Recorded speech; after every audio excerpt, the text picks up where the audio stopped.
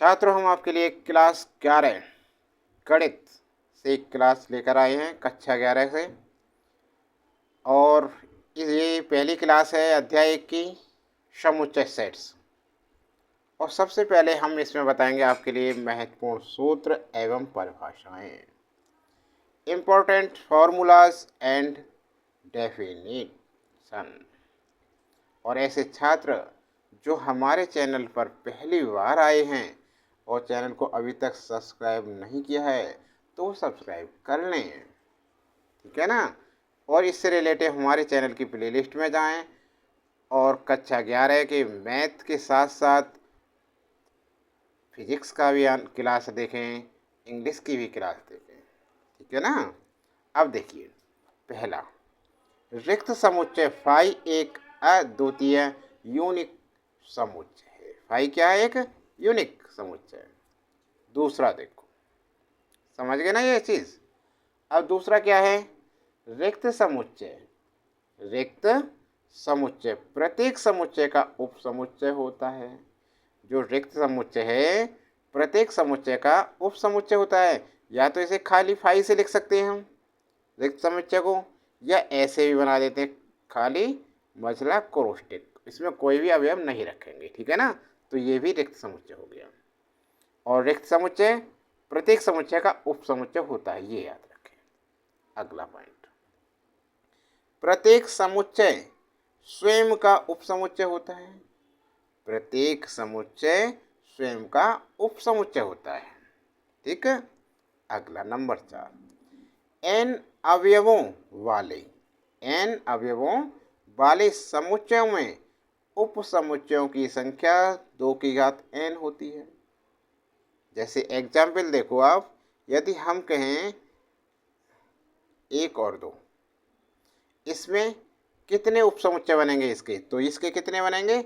2 की घात कितने अवयव हैं इसमें? 1 2। 2 की घात 2 कितना है? 2 की घात 2, 2 दूनी 4, 4 होंगे। देखो कैसे, एक तो 5 बन गया उपसमुच्चय इसका, ठीक है ना।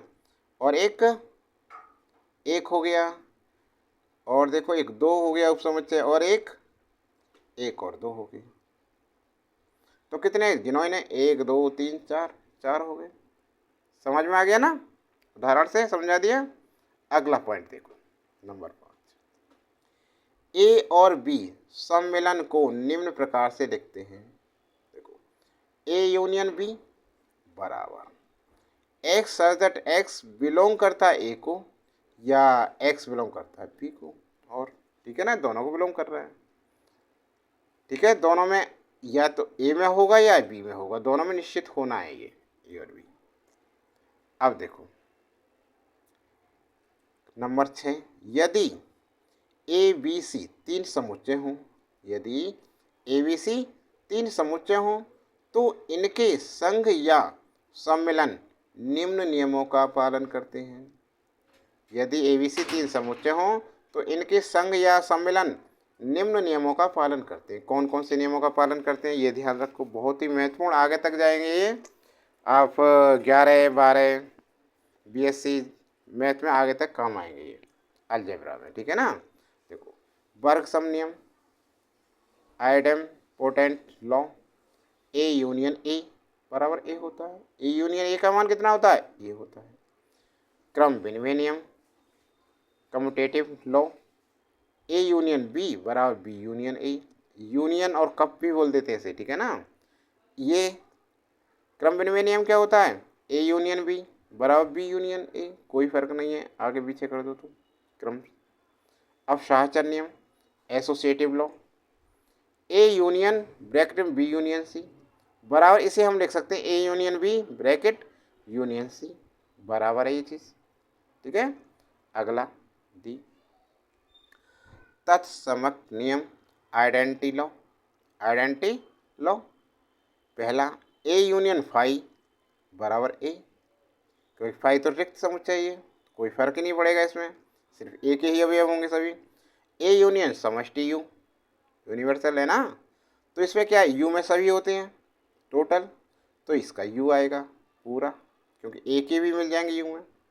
समझ में आया ये। अगला, जहाँ यू समष्टीय समुच्चय और फाई रिक्त समुच्चय है, हो गया क्लियर। आगे देखो नंबर 7, ए और बी का सर्वनिष्ठ निम्न प्रकार से लिखते हैं।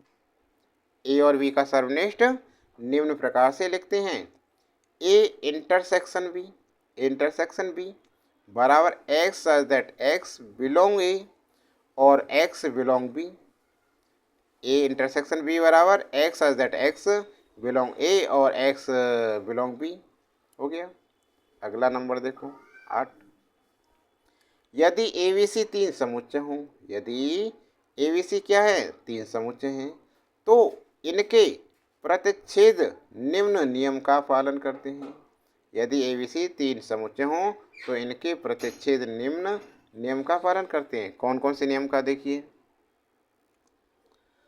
वर्ग सम नियम, idempotent law, A intersection A बराबर ए, इसे इंटरसेक्शन बोलते हैं, कैफ भी बोल देते हैं।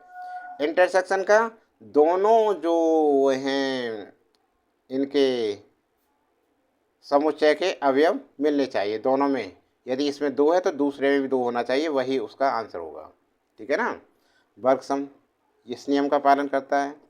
क्रम विनिमय नियम में क्या है, कॉम्यूटेटिव लॉ, कॉम्यूटेटिव लॉ में क्या है, ए इंटरसेक्शन बी बराबर बी इंटरसेक्शन ए, इसके नियम का भी पालन करता है। ये साहचर्य नियम का भी पालन करता है। Associative law, A intersection B bracket में इंटरसेक्शन सी बराबर, इसे कर सकते हैं हम ए इंटरसेक्शन ब्रैकेट में बी इंटरसेक्शन सी। तत्समक नियम, identity law, A intersection B बराबर ए या ए इंटरसेक्शन फाइव बराबर फाइव, कोई फर्क नहीं है, फाइव तो रिक्त समुच्चय है। ठीक है ना। और यूनिवर्सल में सब होते हैं समष्टि समुच्चय में, लेकिन सिर्फ ए वाले ही लिखे जाएंगे, क्योंकि हमने कहा था इंटरसेक्शन क्या होता है, जो दोनों में व्याप्त हों, दोनों में हूँ। ठीक है। अगला पॉइंट 9, आर के उपसमुच्चयों के रूप में अंतराल, आर के उपसमुच्चयों के रूप में अंतराल क्या है, क्या अंतराल है, देखिए विवृत अंतराल ए और बी, विवृत अंतराल A B, X such that X belong R, X such that X belong R, A छोटा एक्स से और एक्स छोटा है बी से, ऐसे लिखेंगे। यहाँ देखो यदि छोटा ब्रैकेट लगा है तो ये चिन्ह लगाएंगे, ये ध्यान रखो। विवृत अंतराल, समवृत अंतराल ए और बी बड़ा ब्रैकेट है, तो बड़े ब्रैकेट में क्या करेंगे, इसको इक्वल और कर देंगे बस, X such that X belong R, A बराबर और छोटा है एक्स से और एक्स छोटा है बी से और बी के बराबर भी है। ठीक है। बड़े हैं तो दोनों और बड़े लगाएंगे ये। नंबर 3 देखो ए और B, X such that X belong R, A छोटा है एक्स से और बराबर भी है। देखो पहले बड़ा है, बड़ा ब्रैकेट है इसलिए ये वाला लगा चिन्ह, और छोटा ब्रैकेट है इधर तो सिर्फ बड़े वाला ये लगा सिर्फ, ये चिन्ह ध्यान रखो। यदि देखो यहाँ देखो, यदि ये चीज़ है तो हम लगाएंगे ऐसे, ये इसका प्रयोग करेंगे, और यदि छोटा ब्रैकेट है तो सिर्फ इसका प्रयोग करेंगे। ठीक है ना। अब देखो चौथा ए और बी दोनों, इसमें क्या है, ये छोटा ब्रैकेट है ऐसे, तो देखो यहाँ सिर्फ ये वाला चिन्ह लगा, और बड़े ब्रैकेट है इधर तो ये वाला चिन्ह लगेगा। समझ में आ गया, अच्छी तरह समझ गए ना। अगला देखो 10वां पॉइंट, समुच्चय का पूरक, समुच्चय का पूरक।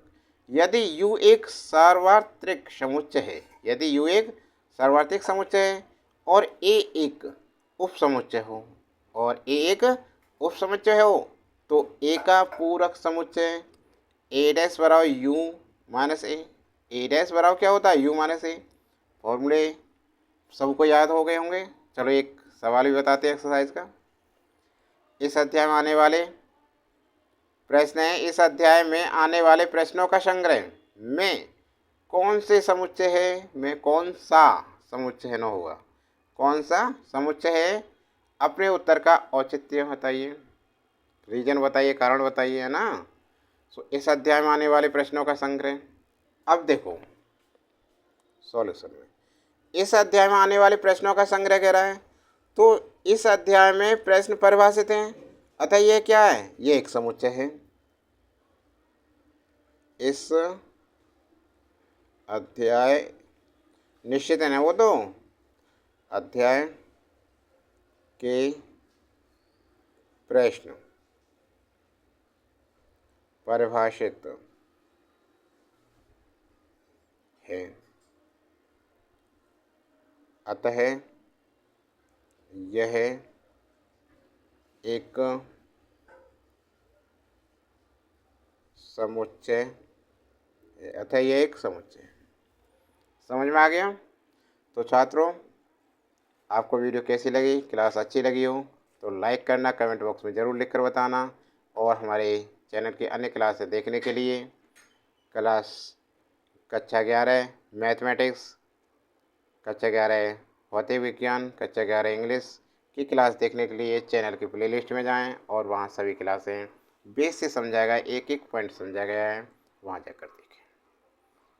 ठीक है, ज़्यादा से ज़्यादा शेयर करो। अभी तक सब्सक्राइब नहीं किया है तो सब्सक्राइब ज़रूर करना है, तभी तो क्लास आएगी, नोटिफिकेशन आएगा आपके पास। ठीक है ना।